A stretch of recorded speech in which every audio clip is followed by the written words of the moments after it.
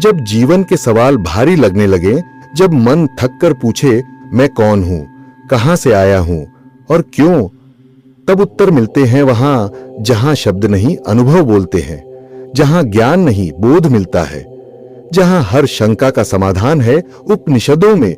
ये कोई साधारण ग्रंथ नहीं, ये है आर्षियों की आत्मा की गहराई से निकले वो वचन जो जीवन का सार, वेदों का सार और हमारे अस्तित्व का सत्य बताते हैं। आज से हम एक ऐसी यात्रा शुरू कर रहे हैं जो न सिर्फ आपके सवालों को छुएगी बल्कि शायद आपको खुद से मिला देगी। तो आइए उपनिषदों की उन अमूल्य कहानियों की ओर चलें जहां मिलती है आत्मा को दिशा और जीवन को अर्थ। कई बार जब हम अकेले होते हैं, थके होते हैं, परेशान होते हैं, तो मन में एक सवाल उठता है, आखिर इस जीवन का मकसद क्या है? क्यों हम दिन रात इसी भागदौड़ में लगे रहते हैं? क्या वाकई इसका कोई अर्थ है? यही सवाल जब हमें बेचैन करने लगते हैं तो हम अपने उत्तर ढूंढते हैं धर्म ग्रंथों में, वेदों में, उपनिषदों में।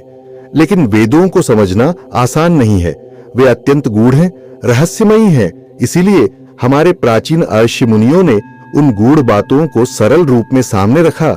यही है उपनिषद। उपनिषद वे वाणियां हैं जो हमारे पूर्वज ऋषियों के अनुभवों से जन्मी है। यही उपनिषद वेदों का सार है और सिर्फ ज्ञान ही नहीं, ये हमारे हर उलझे सवाल का उत्तर भी है। जीवन का अर्थ क्या है? हम कौन हैं? ईश्वर क्या है? आत्मा क्या है? अच्छाई क्या है? बुराई क्या है?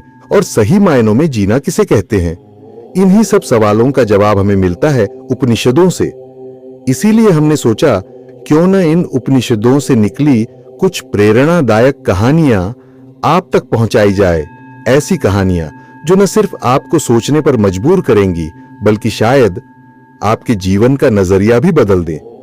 तो आज हमने जाना कि उपनिषद क्या है, कैसे ये हमारे जीवन के उन सवालों का उत्तर देते हैं जो हम अक्सर खुद से भी पूछने से कतराते हैं। ये सिर्फ शास्त्र नहीं, ये तो आत्मा की आंखें जनू जो हमें दिखाती हैं हमारे अंदर छुपे हुए सत्य को। लेकिन ये तो बस शुरुआत थी। अगले एपिसोड में हम जानेंगे देवताओं के अहंकार की कहानी, एक ऐसी कथा जो न सिर्फ चौंकाएगी बल्कि गहराई से सोचने पर मजबूर कर देगी। तो जुड़े रहिए, क्योंकि यह यात्रा सिर्फ ज्ञान की नहीं, खुद को जानने की यात्रा है। फिर मिलेंगे एक नई कहानी के साथ, एक नई दृष्टि के साथ। तब तक के लिए नमस्कार।